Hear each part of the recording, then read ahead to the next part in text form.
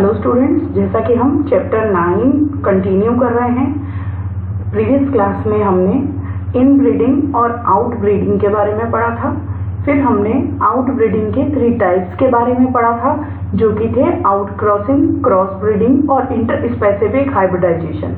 Interspecific hybridisation में हमने उसके एग्जाम्पल्स पढ़े थे, जो कि था म्यूल, जो कि क्या होता है, डंकी और हॉर्स का आपस में मैटिंग करवाने से जो डेवलप होती है न्यू ब्रीड, उसका एग्जाम्पल था।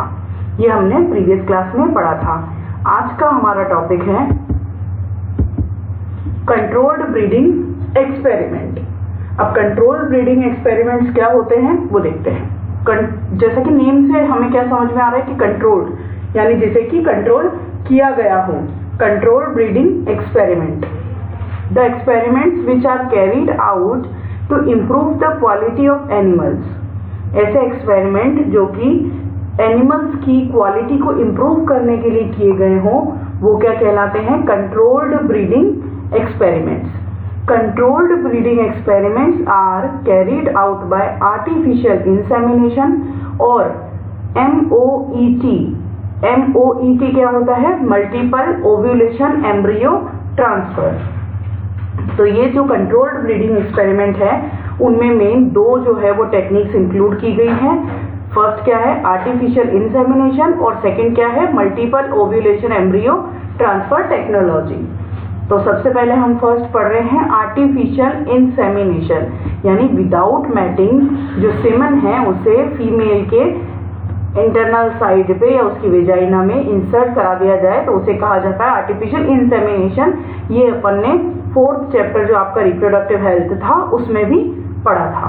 और इनके अंदर एनिमल्स में भी क्या कराई जा रही है, आर्टिफिशियल इंसेमिनेशन, जिससे कि एनिमल्स की जो ब्रीड है या उसमें जो क्वालिटी है उसे क्या किया जा सके, इम्प्रूव किया जा सके।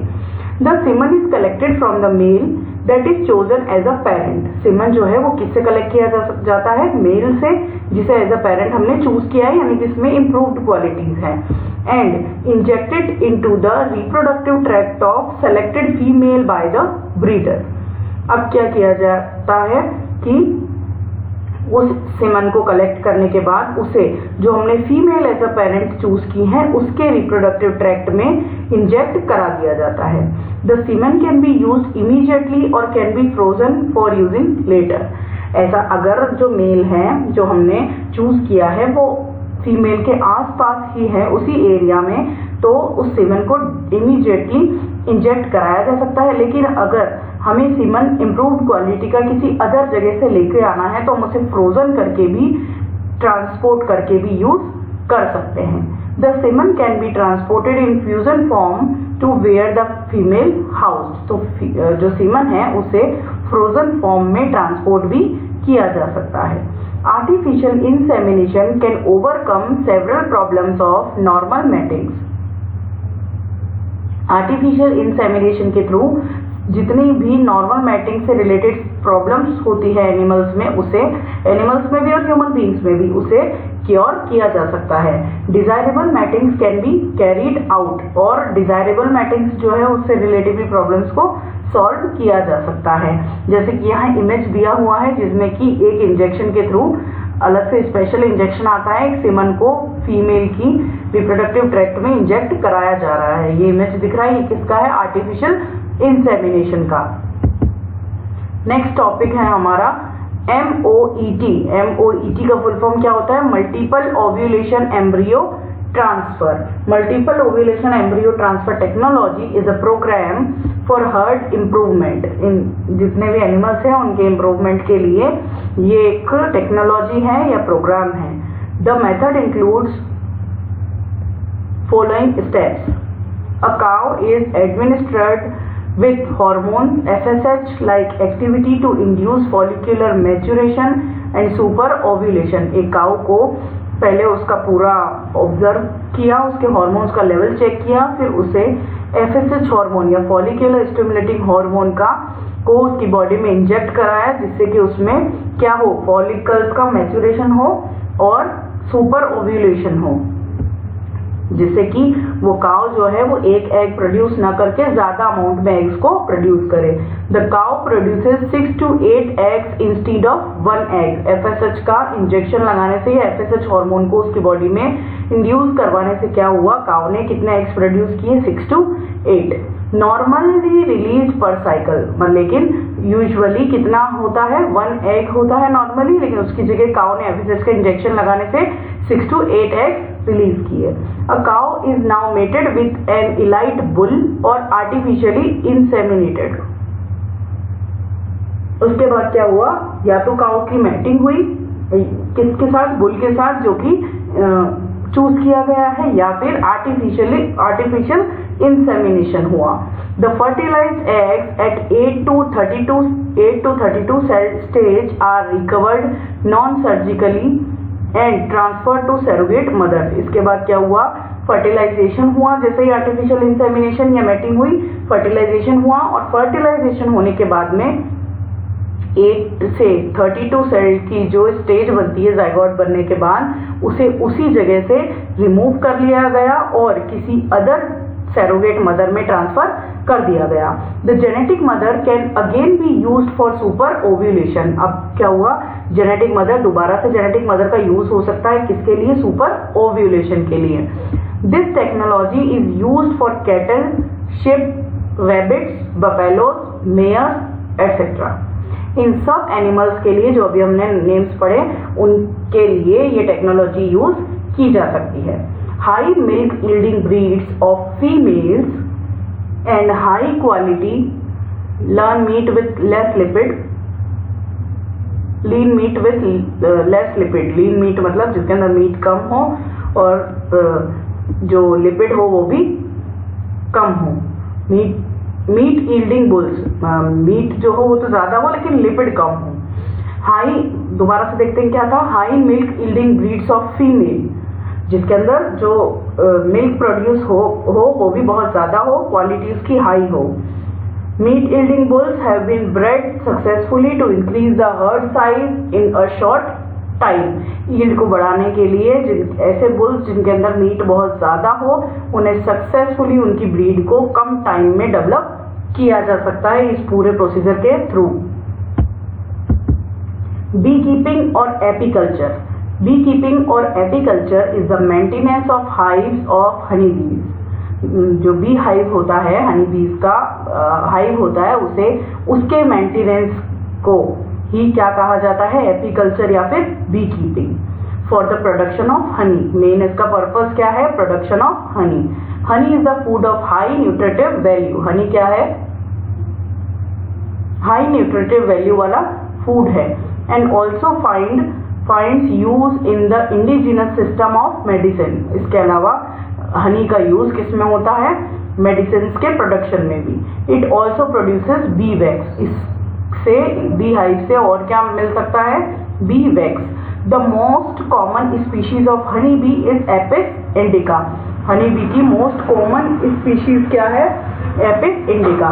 The following points are important for successful bee keeping. Main जो पॉइंट्स हैं सक्सेसफुल बी कीपिंग के लिए वो कौन कौन से देखते हैं अपन। Knowledge of the nature and habits of बीज। ये नॉलेज होनी चाहिए, जो भी पर्सन कर रहे हैं बी कीपिंग या एपीकल्चर, उन्हें नॉलेज होनी चाहिए किस चीज की, बीज के हैबिट की और नेचर की। Selection of suitable location for keeping the bee hive. Main selection होना चाहिए किसका, सुटेबल लोकेशन का, किस चीज के लिए, बी हाइव्स को डेवलप करने के लिए। Catching and hiving of स्वॉर्म्स।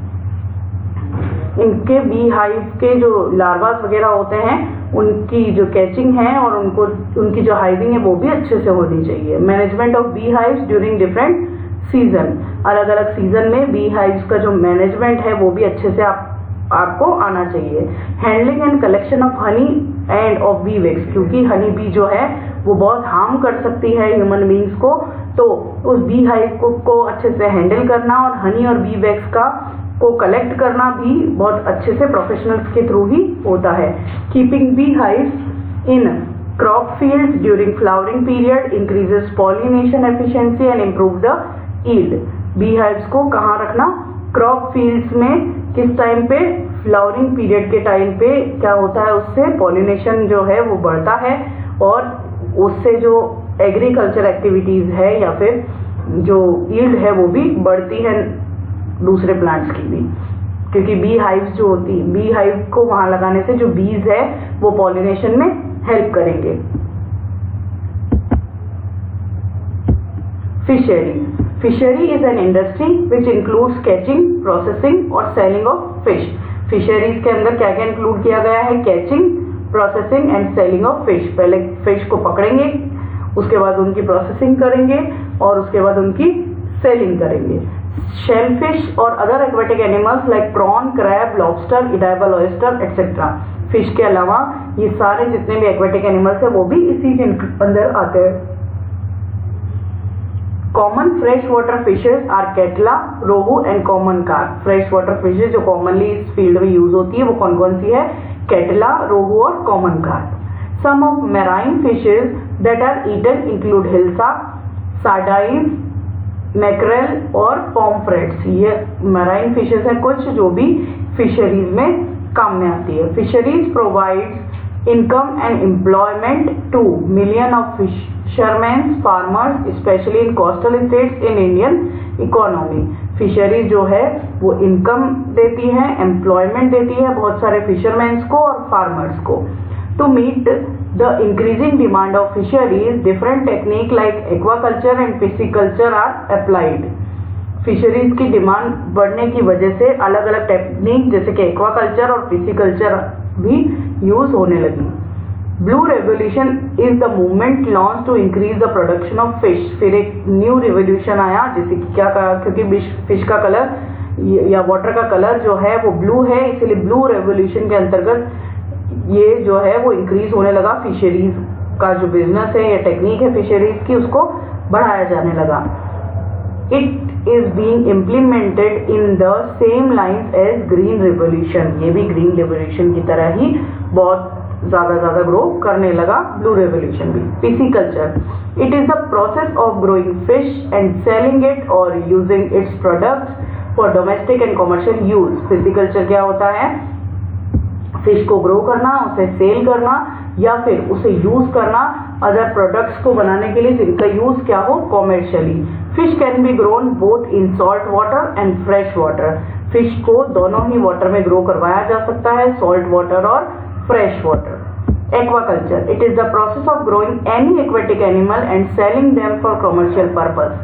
Aquaculture के अंदर क्या इंक्लूड किया गया है, अदर एक्वेटिक एनिमल्स फिश के अलावा, क्योंकि फिश को तो किसके अंदर इंक्लूड किया गया है, पिसिकल्चर में, लेकिन एक्वाकल्चर में अदर एनिमल्स को इंक्लूड किया गया है जिनका की यूज कॉमर्शियल पर्पस के लिए होता है। It involves feeding, harvesting and many other processes. The most popular ones grown under controlled environments are shrimps, crab, fish, lobster and few others। ये सारे अदर जो एनिमल्स हैं उनका भी यूज किस में होता है, एक्वाकल्चर के अंतर्गत इनको क्या किया जाता है, ग्रो करवाया जाता है और इनका यूज कॉमर्शियल पर्पस के थ्रू कॉमर्शियल पर्पस में होता है।